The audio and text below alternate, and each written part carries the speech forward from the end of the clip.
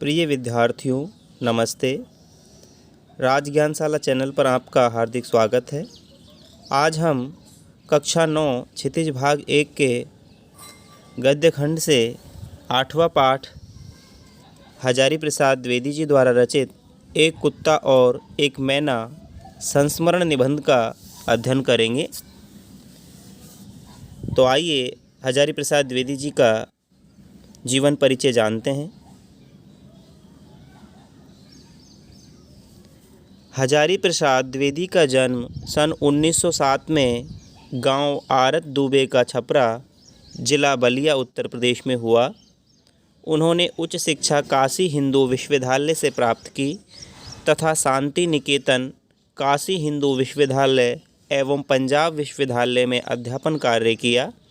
अध्यापन कार्य अर्थात पढ़ाने का कार्य किया। सन 1979 में उनका देहांत हो गया। साहित्य का इतिहास, आलोचना, शोध, उपन्यास और निबंध लेखन के क्षेत्र में द्विवेदी जी का योगदान विशेष उल्लेखनीय है। अशोक के फूल, कुटज, कल्पलता इत्यादि ललित निबंध, 4 उपन्यास, बाणभट्ट की आत्मकथा, 4 उपन्यास, बाणभट्ट की आत्मकथा, चारु चंद्रलेख, पुनर्नवा, अनामदास का पोथा और आलोचना साहित्य, जिनमें हिंदी साहित्य का उद्भव और विकास, हिंदी साहित्य की भूमिका तथा कबीर उनकी प्रसिद्ध कृतियां हैं। उन्हें साहित्य अकादमी पुरस्कार एवं पद्म भूषण अलंकरण से सम्मानित किया गया। द्विवेदी जी ने साहित्य की अनेक विधाओं में उच्च कोटि की रचनाएं की। उनके ललित निबंध विशेष उल्लेखनीय हैं। जटिल, गंभीर और दर्शन प्रधान बातों की भी सरल, सुबोध एवं मनोरंजक ढंग से प्रस्तुत करना द्विवेदी जी के लेखन की विशेषता है। उनका रचना कर्म एक सहृदय विद्वान का रचना कर्म है, जिसमें शास्त्र के ज्ञान, परंपरा के बोध और लोक जीवन के अनुभव का सृजनात्मक सामंजस्य है। यहाँ एक कुत्ता और एक मैना ये संस्मरण निबंध है, संस्मरण रूप में लिखा गया निबंध है। इस निबंध का परिचय जानते हैं। एक कुत्ता और एक मैना निबंध में न केवल पशु पक्षियों के प्रति मानवीय प्रेम प्रदर्शित है, बल्कि पशु पक्षियों से मिलने वाले प्रेम, भक्ति, विनोद और करुणा जैसे मानवीय भावों का विस्तार भी है। इसमें रविंद्रनाथ की कविताओं और उनसे जुड़ी स्मृतियों के सहारे गुरुदेव की संवेदनशीलता, गुरुदेव अर्थात रविंद्रनाथ टैगोर, आंतरिक विराटता और सहजता के चित्र तो उकेरे ही गए हैं। पशु पक्षियों के संवेदनशील जीवन का भी बहुत सूक्ष्म निरीक्षण है, बारीकी से निरीक्षण किया गया है। यह निबंध सभी जीवों से प्रेम की प्रेरणा देता है। एक कुत्ता और एक मैना। आज से कई वर्ष पहले गुरुदेव के मन में आया कि शांति निकेतन को छोड़कर कहीं अन्यत्र जाएं। स्वास्थ्य बहुत अच्छा नहीं था, शायद इसीलिए या पता नहीं क्यों तय पाया कि वे श्री निकेतन के पुराने तिमंजिले मकान में कुछ दिन रहे। शायद मौज में आकर ही उन्होंने यह निर्णय किया हो। वे सबसे ऊपर के तल्ले में रहने लगे। उन दिनों ऊपर तक पहुंचने के लिए लोहे की चक्करदार सीढ़ियां थीं और वृद्ध और क्षीण वपु, कमज़ोर शरीर वाले, क्षीण होता है कमज़ोर, वपु माने शरीर, रविंद्रनाथ के लिए उस पर चढ़ सकना असंभव था। फिर भी बड़ी कठिनाई से उन्हें वहां ले जाया जा सका। उन दिनों छुट्टियां थी, आश्रम के अधिकांश लोग बाहर चले गए थे। एक दिन हमने सपरिवार उनके दर्शन की ठानी। दर्शन करने को मैं जो यहाँ विशेष रूप से दर्शनीय बनाकर लिख रहा हूँ, उसका कारण यह है कि गुरुदेव के पास जब कभी मैं जाता था तो प्राय वे ये कहकर मुस्कुरा देते थे कि दर्शनार्थी हैं क्या। दर्शनार्थी अर्थात दर्शन करने के इच्छुक लोग, जो दर्शन करना चाहते हैं दर्शनार्थी कहलाते हैं। शुरू में मैं उनसे ऐसी बांग्ला में बात करता था जो वस्तुतः हिंदी मुहावरों का अनुवाद हुआ करती थी। किसी बाहर के अतिथि को जब मैं उनके पास ले जाता था तो कहा करता था, एक भद्र लोक आपनार दर्शनेर जन्य ऐसे ही छैन, अर्थात एक भला आदमी आपके दर्शन करने आया है। यह बात हिंदी में जितनी प्रचलित है उतनी बांग्ला में नहीं है। इसीलिए गुरुदेव जरा मुस्कुरा देते थे। बाद में मुझे मालूम हुआ कि मेरी ये भाषा बहुत अधिक पुस्तकीय है, किताबी भाषा है, और गुरुदेव ने उस दर्शन शब्द को पकड़ लिया था। इसीलिए जब कभी मैं असमय में पहुंच जाता था तो वे हंसकर पूछते थे, दर्शनार्थी लेकर आए हो क्या? यहाँ यह दुख के साथ कह देना चाहता हूँ कि अपने देश के दर्शनार्थियों में कितने ही इतने प्रगल्भ होते थे कि समय असमय, स्थान, अवस्था अनावस्था की एकदम परवाह नहीं करते थे और रोकते रहने पर भी आ ही जाते थे। ऐसे दर्शनार्थियों से गुरुदेव कुछ भीत से रहते थे, डरे डरे से रहते थे। अस्तु मैं बाल बच्चों के साथ एक दिन श्री निकेतन जा पहुँचा। कई दिनों से उन्हें देखा नहीं था। गुरुदेव वहाँ बड़े आनंद में थे, अकेले रहते थे, भीड़ भाड़ उतनी नहीं होती थी जितनी शांति निकेतन में। जब हम लोग ऊपर गए तो गुरुदेव बाहर एक कुर्सी पर चुपचाप बैठे अस्तगामी सूर्य की ओर ध्यान स्मित नयनों से देख रहे थे। डूबते हुए सूर्य को ध्यान निमग्न आँखों से देख रहे थे। हम लोगों को देखकर मुस्कुराए, बच्चों से जरा छेड़छाड़ की, कुशल प्रश्न पूछे और फिर चुप हो गए। ठीक उसी समय उनका कुत्ता धीरे धीरे ऊपर आया और उनके पैरों के पास खड़ा होकर पूंछ हिलाने लगा। गुरुदेव ने उसकी पीठ पर हाथ फेरा। वह आंखें मूंदकर अपने रोम रोम से उस स्नेह रस का अनुभव करने लगा। गुरुदेव ने हम लोगों की ओर देखकर कहा, देखो तुमने ये आ गए, कैसे इन्हें मालूम हुआ कि मैं यहाँ हूँ? आश्चर्य है। और देखो कितनी परितृप्ति इनके चेहरे पर दिखाई दे रही है। हम लोग उस कुत्ते के आनंद को देखने लगे। किसी ने उसे राह नहीं दिखाई थी, ने उसे यह बताया था कि उसके स्नेहदाता यहाँ से 2 मील दूर हैं और फिर भी वह पहुँच गया। इसी कुत्ते को लक्ष्य करके उन्होंने आरोग्य में इस भाव की एक कविता लिखी थी। प्रतिदिन प्रातःकाल ये भक्त कुत्ता स्तब्ध होकर आसन के पास तब तक बैठा रहता है जब तक अपने हाथों के स्पर्श से मैं इसका संग नहीं स्वीकार करता। इतनी सी स्वीकृति पाकर ही उसके अंग अंग में आनंद का प्रवाह बह उठता है। इस वाक्यहीन प्राणी लोक में सिर्फ यही एक जीव अच्छा बुरा सबको भेद कर संपूर्ण मनुष्य को देख सका है, उस आनंद को देख सका है जिसे प्राण दिया जा सकता है, जिसमें अहेतुक प्रेम ढाल दिया जा सकता है, अहेतुक बिना कारण रहित प्रेम ढाल दिया जा सकता है, जिसकी चेतना असीम चैतन्य लोक में राह दिखा सकती है, सीमा रहित चैतन्य लोक में एक मार्ग दिखा सकती है। जब मैं इस मूक हृदय का प्राणपण आत्मनिवेदन देखता हूँ जिसमें वह अपनी दीनता बताता रहता है, तब मैं ये सोच ही नहीं पाता कि उसने अपने सहज बोध से मानव स्वरूप में कौन सा मूल्य आविष्कार किया है। इसकी भाषाहीन दृष्टि की करुण व्याकुलता जो कुछ समझती है उसे समझा नहीं पाती और मुझे इस सृष्टि में मनुष्य का सच्चा परिचय समझा देती है। इस प्रकार कवि की मर्मभेदी दृष्टि ने इस भाषाहीन प्राणी की करुण दृष्टि के भीतर उस विशाल मानव सत्य को देखा है जो मनुष्य के अंदर भी नहीं देख पाता। एक मनुष्य के अंदर जो कुछ नहीं देख पाता वो सब कुछ इन्होंने इस प्राणी के हृदय में देखा है, समझा है। मैं जब यह कविता पढ़ता हूँ तब मेरे सामने श्री निकेतन के तितल्ले पर की तितल्ले तीसरी मंजिल पर जो आधार है उस पर की वह घटना प्रत्यक्ष सी हो जाती है।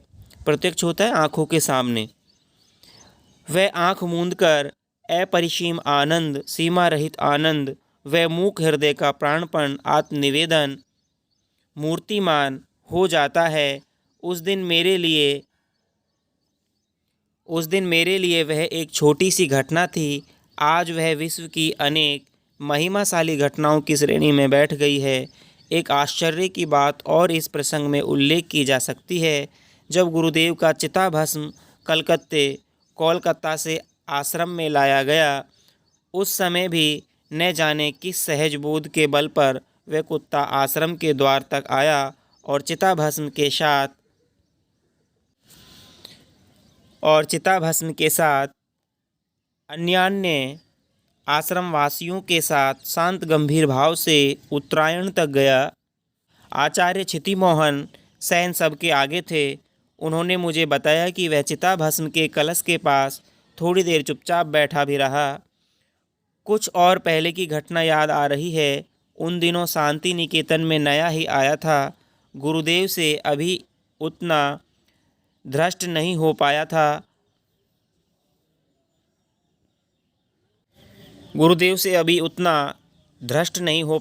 धृष्ट होता है ढीठ, ज़्यादा मिला जुला।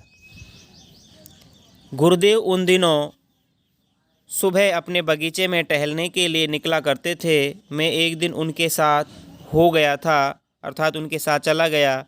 मेरे साथ एक और पुराने अध्यापक थे और सही बात तो यह है कि उन्होंने ही मुझे भी अपने साथ ले लिया था। गुरुदेव एक एक फूल पत्ते को ध्यान से देखते हुए अपने बगीचे में टहल रहे थे और उक्त अध्यापक महाशय से बातें करते जा रहे थे।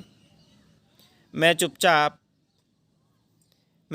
सुनता जा रहा था। गुरुदेव ने बातचीत के सिलसिले में एक बार कहा, अच्छा साहब, आश्रम के कोए क्या हो गए? उनकी आवाज़ सुनाई ही नहीं देती। आश्रम के कोए क्या हो गए, अर्थात आश्रम से कोए लुप्त हो गए, पता नहीं कहाँ चले गए, उनकी आवाज़ सुनाई नहीं देती। न तो मेरे साथी उन अध्यापक महाशय को ये खबर थी और न मुझे ही। बाद में मैंने लक्ष्य किया कि सचमुच कई दिनों से आश्रम में कोए नहीं दिख रहे हैं। मैंने तब तक कोए को सर्वव्यापक पक्षी समझ रखा था, अर्थात कोआ हम हर जगह सब जगह व्याप्त है, सब जगह मिल जाता है। अचानक उस दिन मालूम हुआ कि ये भले आदमी भी कभी कभी प्रवास को चले जाते हैं, अर्थात कोए भी प्रवासी होते हैं, ये भी दूर प्रवास पर चले जाते हैं। लेखक की ये धारणा थी कि कोआ सर्वव्यापी है, वो एक जगह छोड़ करके नहीं जाता है। तो ये धारणा लेखक की गलत हो गई। कोई प्रवास पर चले गए या चले जाने को बाध्य होते हैं। एक लेखक ने को की आधुनिक साहित्यकों से उपमा दी है, क्योंकि इनका मोटो है मिस्चिफ फॉर मिस्चिफ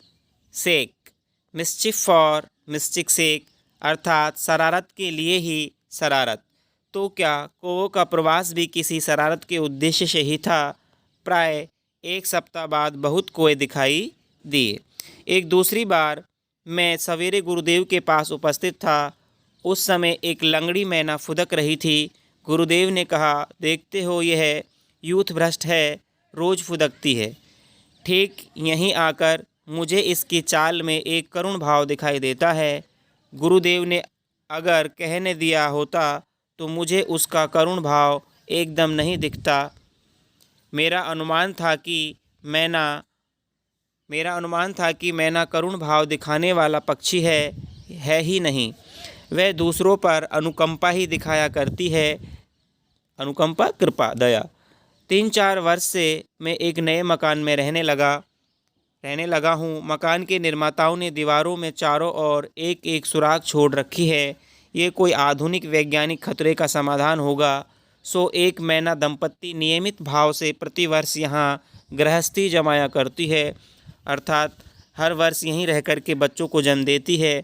तिनके और चिथड़ों का अंबार लगा देते हैं। भले मानस गोबर के टुकड़े तक ले आना नहीं भूलते। हैरान होकर हम सुराखों में ईंटें भर देते हैं, परंतु वे खाली बची जगह का भी उपयोग कर लेते हैं। पति पत्नी जब कोई एक तिनका लेकर सुराख में रखते हैं तो उनके भाव देखने लायक होते हैं। पत्नी देवी का तो क्या कहना, एक तिनका ले आई तो फिर एक पैर पर खड़ी होकर जरा पंखों को फटकार दिया, चोंच को अपने ही पैरों से साफ कर लिया और नाना प्रकार की अनेक प्रकार की मधुर और विजय उद्घोषी वाणी में गान शुरू कर दिया। हम लोगों की तो उन्हें कोई परवाह ही नहीं रहती। अचानक इसी समय अगर पति देवता भी कोई कागज़ या गोबर का टुकड़ा लेकर उपस्थित हुए तब तो क्या कहना, दोनों के नाच गान और आनंद नृत्य से सारा मकान मुखरित हो उठता है।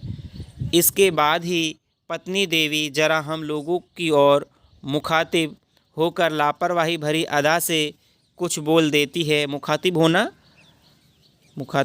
किसी मुँह करके, हमारी ओर मुख करके।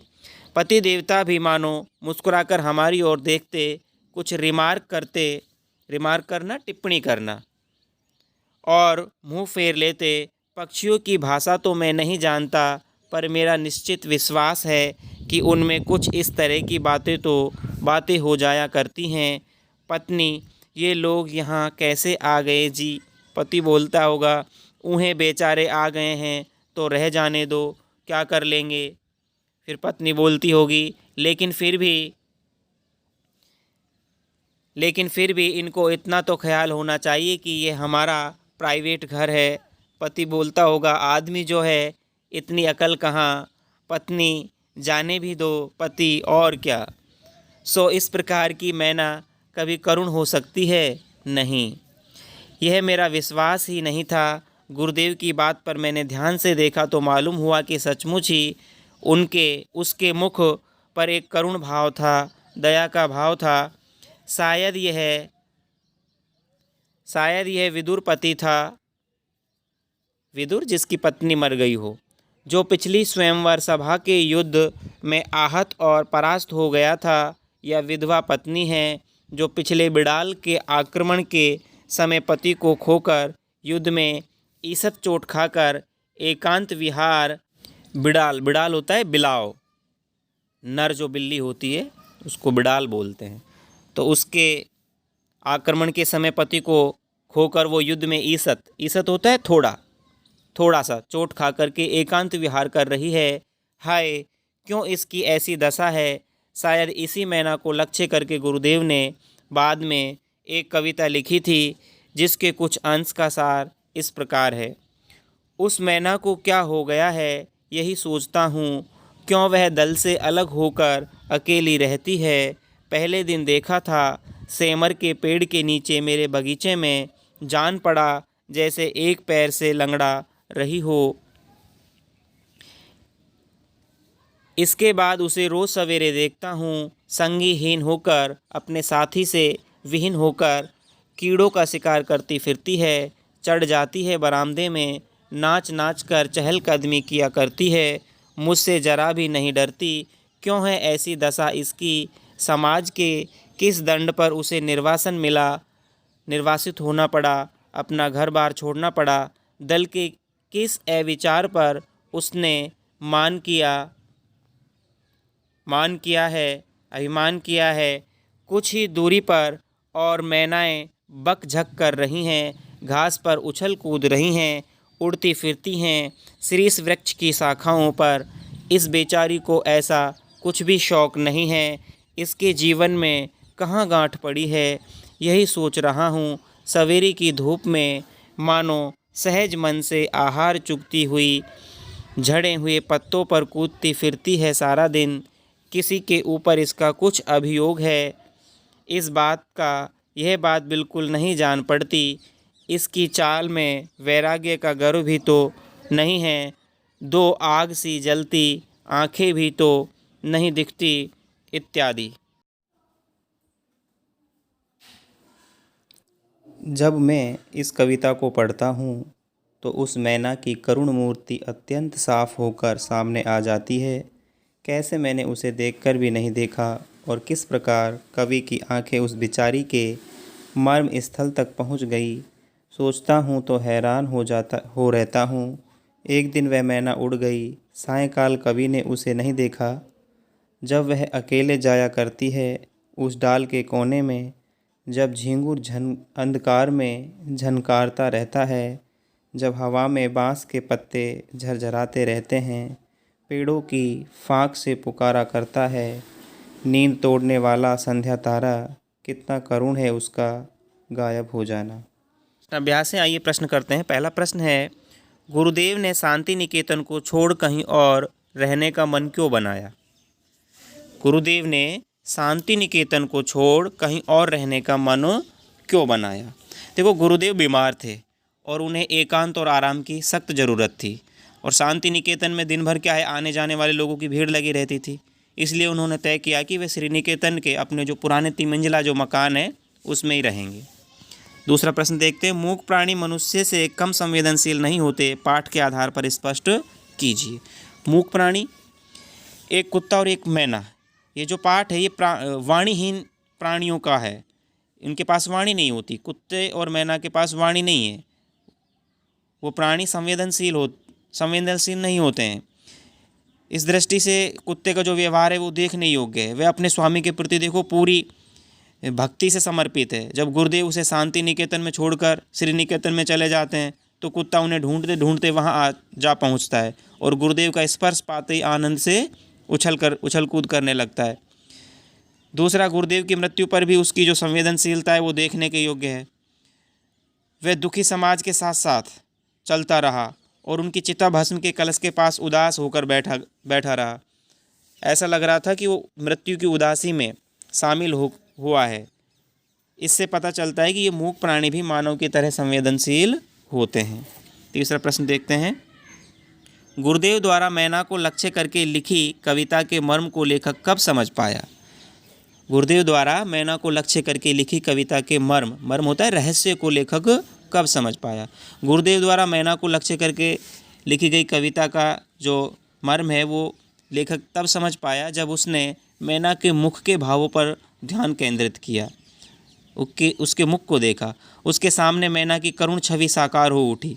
पहले उसके करुण भावों पर ध्यान नहीं दिया था, किंतु कविता पढ़ने के बाद ध्यान दिया तो कविता का मर्म भी उन्हें समझ आ गया भावों पर ध्यान देने से।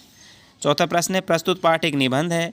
निबंध गद्य साहित्य की उत्कृष्ट विधा है जिसमें लेखक अपने भावों और विचारों को कलात्मक और लालित्यपूर्ण शैली में अभिव्यक्त करता है। इस निबंध में उपर्युक्त विशेषताएं कहाँ झलकती हैं, किन्हीं 4 का उल्लेख कीजिए। तो ऐसी जो विशेषताएं हैं निबंध की, इन पर हम विचार करते हैं। देखो, ये एक ललित निबंध है, ललित कोमल निबंध है, कोमलकांत पदावली वाला। इस निबंध में क्या है, लेखक ने अपने भाव, विचार, रुचियों, अरुचियों को व्यक्त किया है। हजारी प्रसाद द्विवेदी जी अपने निजी भावों और विचारों को कल्पना और कला द्वारा प्रकट करते हैं। उनकी एक विशेषता है, इसमें मैं शैली का प्रयोग किया गया है। मैं स्वयं, इसमें लेखक ने क्या है, आत्मकथा शैली अर्थात मैं शैली का प्रयोग किया है।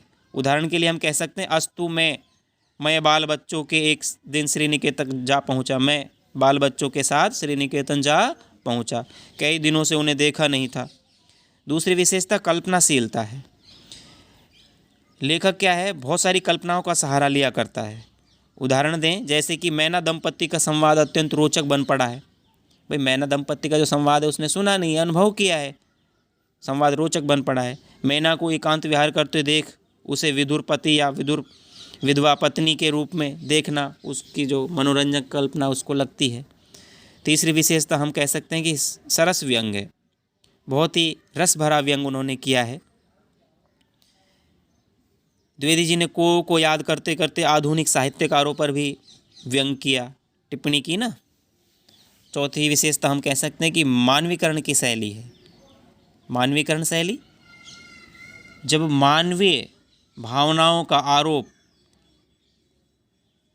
वस्तुओं पर कर दिया जाता है तो यहाँ पर कवि ने मानवीय भावनाओं को आरोप करके विषय को और भी हृदय स्पर्शी बना दिया है। तो ये सारी विशेषता हैं। आगे चलते हैं, 5वां प्रश्न देखते हैं।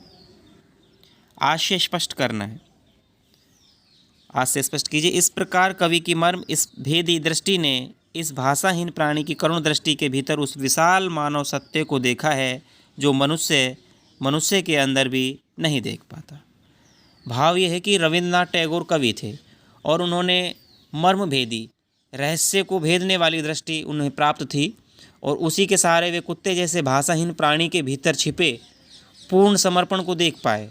उन्होंने देखा कि कुत्ता उन पर विश्वास रखता है, उन्हें चेतन शक्ति मानकर पूरे प्राणपण से उन पर न्योछावर हो सकता है। इस प्रकार रविंद्रनाथ ने कुत्ते के भीतर उस मानवीय अनुभूति को देख लिया जो प्राय एक मनुष्य दूसरे मनुष्य के भीतर भी नहीं देख पाता। यहाँ छठा प्रश्न है, रचना और अभिव्यक्ति का है। पशु पक्षियों से प्रेम इस पाठ की मूल संवेदना है। अपने अनुभव के आधार पर ऐसे किसी प्रसंग से जुड़ी रोचक घटना को कलात्मक शैली में लिखिए। तो ये आपको करना है। आगे भाषा अध्ययन के प्रश्न है। 7वां प्रश्न देखते हैं। गुरुदेव जरा मुस्कुरा दिए मैं जब ये कविता पढ़ता हूँ। ऊपर दिए गए वाक्यों में एक वाक्य में अकर्मक क्रिया है और दूसरे में सकर्मक। इस पाठ को ध्यान से पढ़कर सकर्मक और अकर्मक क्रिया वाले 4-4 वाक्य छांटिए। जिस वाक्य में कर्म पाया जाता है वो सकर्मक क्रिया होती है और जिसमें कर्म नहीं पाया जाता वो अकर्मक होती है। तो इस तरह के वाक्य आपको इसमें से छांटने हैं। जैसे हम कहें, उदाहरण लेते हैं एक वाक्य का, अकर्मक वाक्य हम कहें गुरुदेव वहाँ बड़े आनंद में थे। गुरुदेव वहाँ बड़े आनंद में थे, तो यहाँ कर्ता है गुरुदेव बड़े आनंद में थे और यहाँ पर कर्म नहीं है, तो ये अकर्मक वाक्य है। सकर्मक वाक्य जैसे हम कहें कि हम लोग उस कुत्ते के आनंद को देखने लगे। हम लोग उस कुत्ते के आनंद को देखने लगे। हम लोग उस कुत्ते, तो यहाँ कर्म है कुत्ता। हम लोग करता है, कुत्ता यहाँ पर कर्म है और देखना क्रिया है, तो ये वाक्य सकर्मक है। आप लिख सकते हो। 8वां प्रश्न देखते हैं। निम्नलिखित वाक्यों में कर्म के आधार पर क्रिया भेद बताइए। कर्म के आधार पर क्रिया भेद बताना है। पहला वाक्य, मीना कहानी सुनाती है। मीना कहानी सुनाती है, तो मीना कहानी सुनाती है। कहानी जो है मीना करता है, सुनाना क्रिया है और कहानी क्या है, कर्म है, तो ये वाक्य सकर्मक है। अभिनव सो रहा है। अभिनव सो रहा है, यहाँ पर कर्म नहीं है। अभिनव करता है और सो रहा है क्रिया है, तो ये जो वाक्य है अकर्मक वाक्य है। गाय घास खाती है। गाय घास खाती है। घास, घास क्या है, कर्म है। गाय करता है, घास कर्म है और खाती क्रिया है, तो ये वाक्य सकर्मक है। घ देखते हैं। मोहन ने भाई को गेंद दी। मोहन ने भाई को गेंद दी। यहाँ क्या है, 2 कर्म हमें दिखाई देते हैं। मोहन ने, कर्ता ने कर्म को गेंद दी, द्विकर्मक वाक्य है। गेंद देखते हैं। लड़कियां रोने लगी। रोना अकर्मक क्रिया है, इसमें कर्म नहीं है। आगे चलते हैं। 9वां प्रश्न देखते हैं। नीचे पाठ में से युग्म शब्दों के कुछ उदाहरण दिए गए हैं, जैसे समय, असमय, अवस्था, अनवस्था। इन शब्दों में ए उपसर्ग लगाकर नया शब्द बनाया गया है। पाठ में से कुछ शब्द चुनिए और उनमें ए एवं अन उपसर्ग लगाकर नए शब्द बनाइए। आप बना सकते हो ए उपसर्ग से, जैसे अचल है, संग है, असंग है। सहज का असहज बन जाएगा। मूल्य से अमूल्य बन जाएगा। अन से बन जाएंगे, जैसे आहत का अनाहत, अनाहत हो जाएगा। दर्शनीय का अदर्शनीय बन जाएगा। इस तरह से आप शब्द बना सकते हैं। आगे पाठ्येतर संक्रिया है। पशु पक्षियों पर लिखी कविताओं का संग्रह करें और उनके चित्रों के साथ उन्हें प्रदर्शित करें। पाठ से हट कर के क्रिया आपको करनी है। हजारी प्रसाद द्विवेदी के कुछ अन्य मर्मस्पर्शी निबंध, जैसे अशोक के फूल और नाखून क्यों बढ़ते हैं, आप पढ़ सकते हैं। शब्द संपदा है, ये हम कर लेते हैं। क्षीणवपु, क्षीणवपु होता है दुबला पतला कमजोर शरीर। प्रगल्भ, प्रगल्भ होता है वाचाल, बोलने में जो संकोच नहीं करता उसको प्रगल्भ कहा जाता है। अस्तगामी, डूबता हुआ। परितृप्त, पूरी तरह से संतोष प्राप्त करना। आरोग्य, बांग्ला भाषा की एक पत्रिका थी आरोग्य। अहेतुक, बिना कारण का, बिना किसी कारण के। प्राणपण, जान की बाजी लगा देना। प्राणपण न्योछावर कर दिए। मर्मभेदी, अति दुख, हृदय को झकोरने वाला, दिल को हिलाने वाला, छूने वाला। तितले तीसरी मंजिल पर। उत्तरायण शांति निकेतन में उत्तर दिशा की ओर बना रविन्द्रनाथ टैगोर का जो निवास स्थान का, उसको उत्तरायण कहा गया है। धृष्ट होता है लज्जा रहित, जो संकोच नहीं करता है, धृष्ट। यूथ भ्रष्ट होता है समूह या झुंड से निकला हुआ। अपरिसीम, अपरिसीम होता है असीमित, जिसकी सीमाएं जो लांग रहा हो, असीम। सर्वव्यापक, सब में रहने वाला। अनुकंपा होती है दया। मुखातिब होता है संबोधित होकर, मुखातिब संबोधित होकर। बिलाव, बिड़ाल होता है बिलाव, नर जो बिल्ली होती है। ईशत थोड़ा, कुछ कुछ, आंशिक रूप से। निर्वासन होता है देश निकाला, और अभियोग होता है आरोप लगाना। तो यहाँ अपना जो ये निबंध है पूर्ण होता है। सभी को धन्यवाद।